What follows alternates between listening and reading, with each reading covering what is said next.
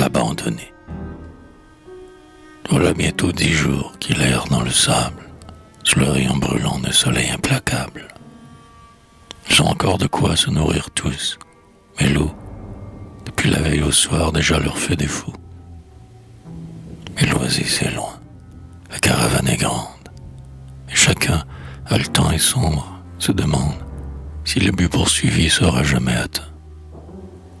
D'un avide regard, ils sondent le lointain, mais partout à leurs yeux la plaine monotone se fond à l'horizon dans le ciel qui rayonne.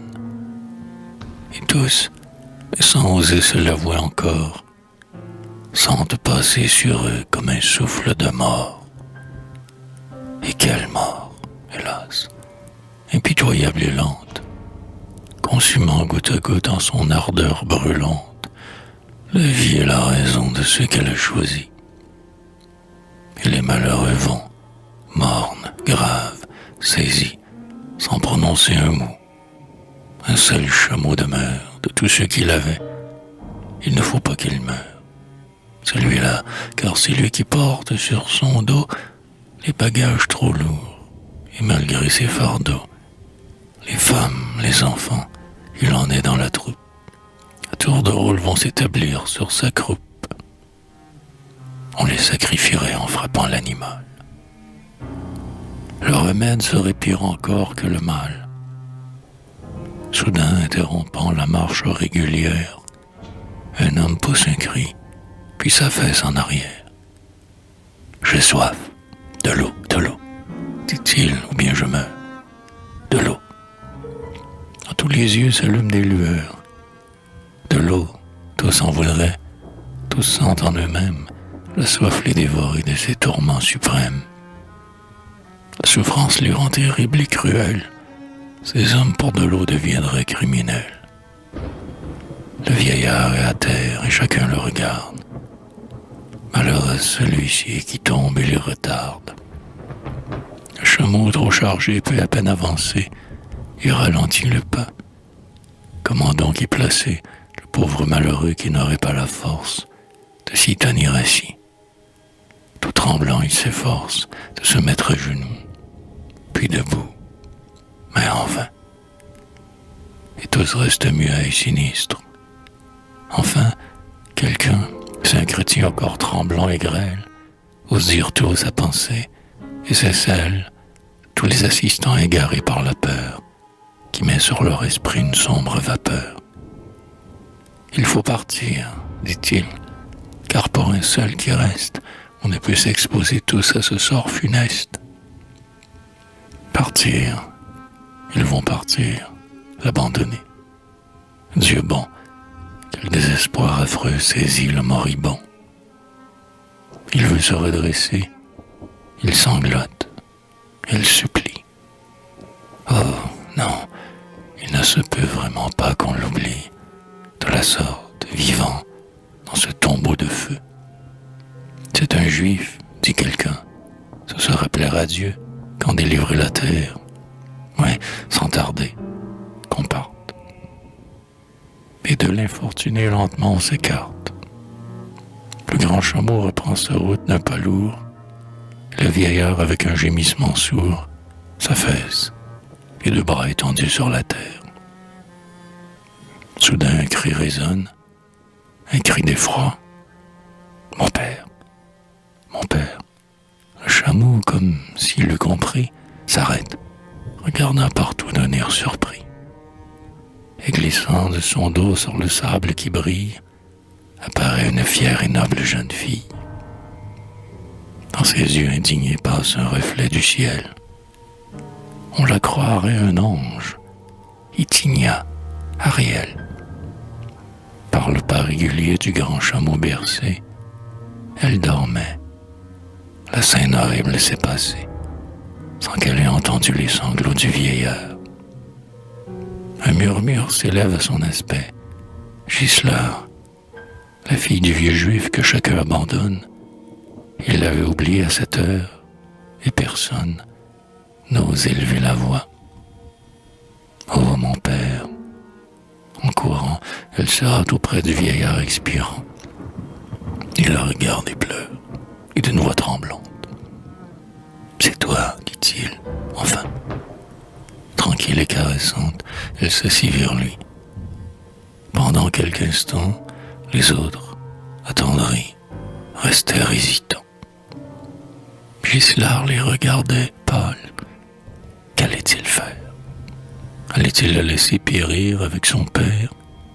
Allait-il revenir les sauver? Non. Bientôt, la troupe s'ébranla. Derrière le chameau, Ghislain revit sur le sol s'étendre leur grande ombre. Puis tout se confondit en une masse sombre qui disparut enfin dans un miroitement. L'enfant et le vieillard étaient seuls maintenant. À genoux sur le sol, le front rêveur, la juive regardait l'horizon, étonnée et pensive devant cette action de l'égoïsme humain. Ainsi elle abandonnée au milieu du chemin, avec l'infortuné qui se met auprès d'elle. Elle n'eût pas commis cette action cruelle. Elle fut demeurée auprès des malheureux, pour leur sauver la vie ou mourir avec eux. Et ce sont des chrétiens, quelle amère ironie, cette religion qu'ils disent si bénie. Ne leur a-t-elle appris rien de meilleur encore que de vouer un homme, un frère, à cette mort? Le vieillard gémissait.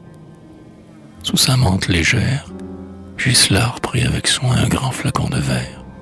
« Père, tiens, c'est de l'eau. Je la gardais pour toi. » Nul ne s'en est douté, je le cachais, sans quoi il me l'aurait volé. Ils ont l'âme si dure. L'eau du flacon était tiède, saumâtre, impure, mais qu'importait aux Juifs. Elle était le salut. Avec avidité, il le prit et le but, à longs traits. Et Ghislain le regardait, ravi de voir l'infortuné revenir à la vie. Alors que le flacon fut vide jusqu'au fond, il sourit, passant ses deux mains sur son front. « Je suis sauvé, dit-il. Ah, quelle chose affreuse que de souffrir ainsi. Comme je suis heureuse, Père, de vous voir mieux. Et pour toi, pauvre enfant, mais j'étais fou, c'est tout. Père, je vous défends de vous le reprocher. C'était si peu de choses, il fallait vous sauver avant tout. Je suppose pouvoir marcher longtemps sans boire ni manger. Et du reste, la faim n'est pas un grand danger. J'ai pour 2 ou 3 jours de maïs et de dattes. » Et Ghislain, soutenant de ses mains délicates le vieillard infirmier, l'aidait à se lever. « Il nous faut à tout prix, disait-elle, arriver dans les plus brefs délais à l'oasis prochaine.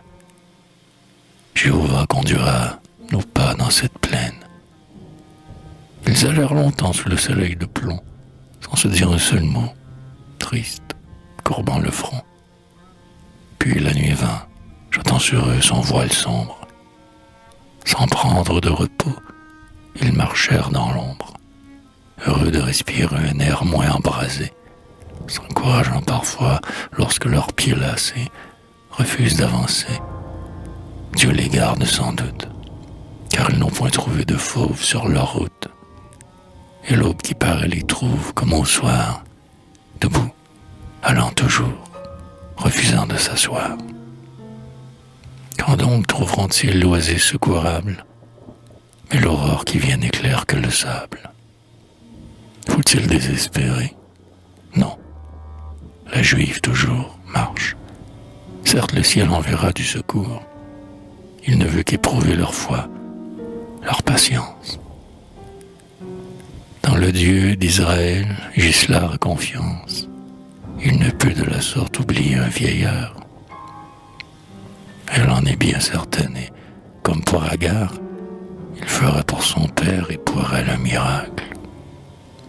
Le peuple dont ils sont trouva plus d'un obstacle dans le désert de Sour, lorsqu'il vit un marin où l'eau sortait amère, et Dieu le délivra. Lui fit trouver les mots coulaient, toujours pleines, sous un bois de palmier, 12 grandes fontaines. Oui, Jéhovah est bon, miséricordieux. Il est toujours le maître du monde et des cieux. Il ne lui faut qu'un mot pour les sauver. Et certes, Dieu le dira, ce mot. Il ne veut pas leur perte. Mais le jour lentement s'avance, lourd, brûlant. Puis Gisela sent que son pas devient plus chancelant. Une étrange douleur lui monte dans la tête. Son palais est en feu. Soudain, elle s'arrête. Père, reposons-nous un instant. Je n'ai plus continué. Attends une minute et puis nous reprendrons la route. Elle s'assied à terre. Elle pose son front sur le bras de son père et semble s'endormir. Mais le vieillard a peur. Dans les yeux de Gisela, c'est comme une vapeur qui passe en dilatant le fond de la prunelle. À l'horizon bien loin, quel spectacle voit-elle? Pourquoi ses yeux ont-ils des regards égarés? Malgré la chaleur augmentant par degrés, le juif sent dans son cœur passer un froid de glaive. Il frissonne. L'enfant tout à coup se soulève.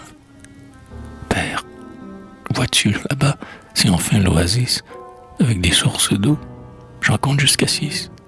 Et l'eau jaillit limpide avec tant d'abondance. Oh, donne-moi, j'ai soif. C'est à peu de distance. Pourquoi ne vas-tu pas m'en chercher? Ou plutôt, viens. Essayons d'aller tous deux jusqu'à cette eau. Mais le vieux juif sanglote en cachant son visage. Ce que ses filles a vu n'est qu'un triste mirage. Il tente cependant de la prendre en ses bras, de marcher avec elle. Au bout de quelques pas, sa force le trahit. L'enfant glisse. Elle s'arrête. Et Gisela, défaillante, encore lui répète ce cri qui lui fait mal. Pourquoi refuses-tu de me donner à boire? Et son front abattu se penche tristement, puis elle se redresse.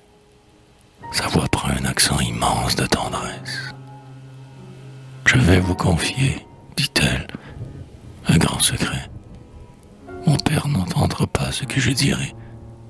Cette eau que je gardais pour qu'il la boive toute, c'était ma ration. Chaque jour, goutte à goutte, je l'épargnais, pensant qu'il en aurait besoin s'il ne pouvait un jour pas avancer plus loin. Ah, bien souvent j'ai cru qu'il me faudrait la boire. Ce petit reste d'eau chaude, insipide et noire, c'était comme la vie et je mourrais. Mais lui, mon père, restait seul sur le sable aujourd'hui. Il était vieux, hélas. Il avait tant de peine à nous suivre au milieu de la brûlante plaine. Si la soif m'affolait, lui souffrait bien aussi. Ah, de l'eau, mais j'en vois tout près d'ici. Oh père, donnez-moi, elle est si fraîche et claire. Elle coule en torrent à tes pieds, là, par terre. Laisse-moi s'approcher, en humecter mon front. La tête me fait mal, et le ciel est de plomb. Un peu d'ombre, qui donc me donnera de l'ombre? Quelle angoisse saisit le juif muet et sombre. Il ôte son habit de son bras tremblant, il le tient au-dessus du cher visage blanc. Puis d'amers sanglots expirent sur sa lèvre. Il est seul, impuissant. Comment calmer la fièvre? Il a tout bu la veille, hein? Certes, il était fou. Prendre ce reste d'eau de la sorte, en un coup, quand chaque goutte était le prix d'une souffrance qu'elle avait supportée en secret, en silence. Ah, s'il avait laissé quelque chose, mais non, rien. L'infortuné pleure. Il demande pardon. Gisela n'entend plus rien. Elle reste immobile. Un mot, toujours le même, à sa lèvre débile, monte de temps en temps. De l'eau, j'ai soif, de l'eau. Le père n'y répond que par un long sanglot. Il se sent lentement saisi par la folie. En contemplant sa fille, il se trouble. Il l'oublie. Que fait-il sur le sol, là, près d'elle étendue? Il éclate de rire et se lève éperdu.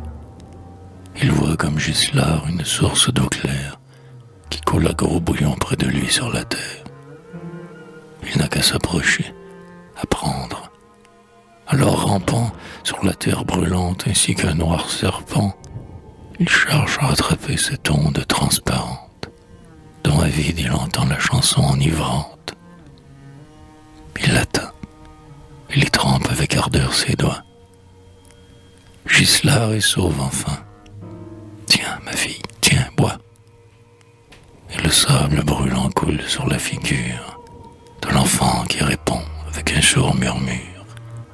Et le père revient à lui, se maudissant.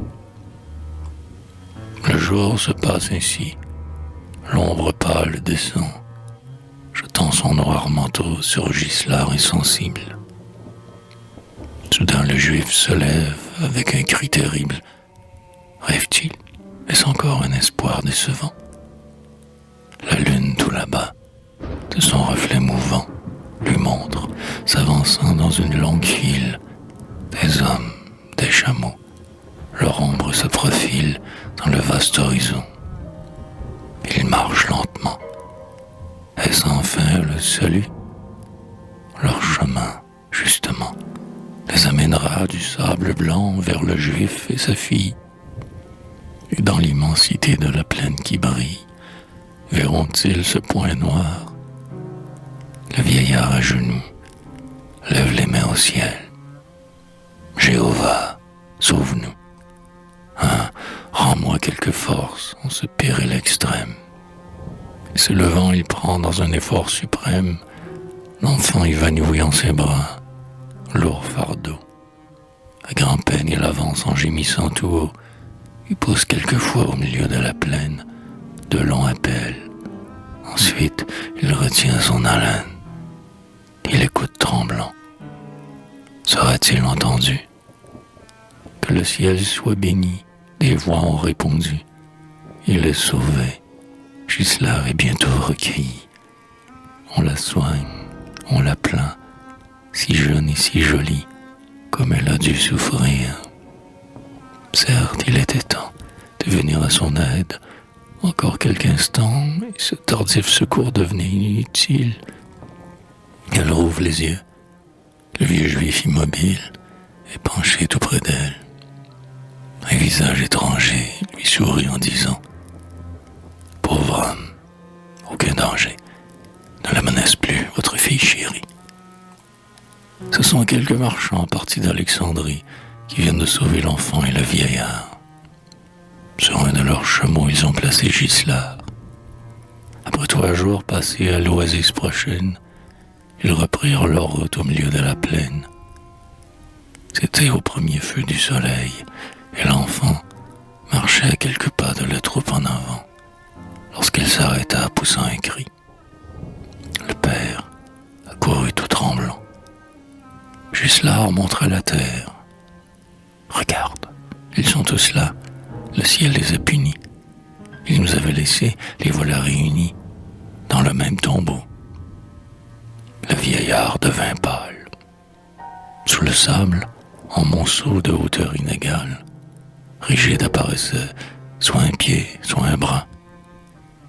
Le brûlant sirocco qui ne pardonne pas les avait tous ainsi surpris à la même heure, dans le sable creusant leur dernière demeure, et parfois se montrait tuméfié, hagard, un visage laissé découvert par hasard. Et Ghislain, en longeant cette tombe mouvante, avait presque un remords d'être encore vivante, et devant le trépas de tous ces malheureux, pleurait de n'avoir pu se dévouer pour eux.